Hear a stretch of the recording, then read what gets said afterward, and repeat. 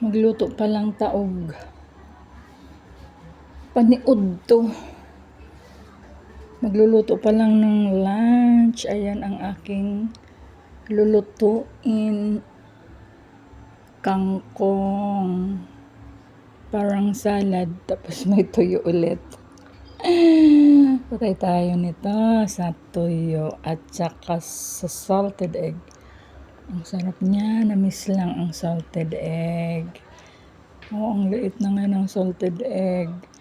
Ito is 17. Diba? 17 each na.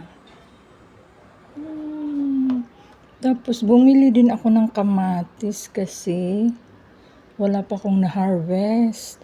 Hindi pa siya hinog ang aking tanim. Kaya bili muna. Meron din palang ganito talaga.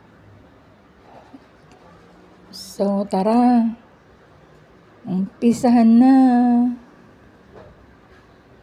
Saglit lang naman tulutuin kasi lalaga ko lang yung kangkong and then parang salad lang siya.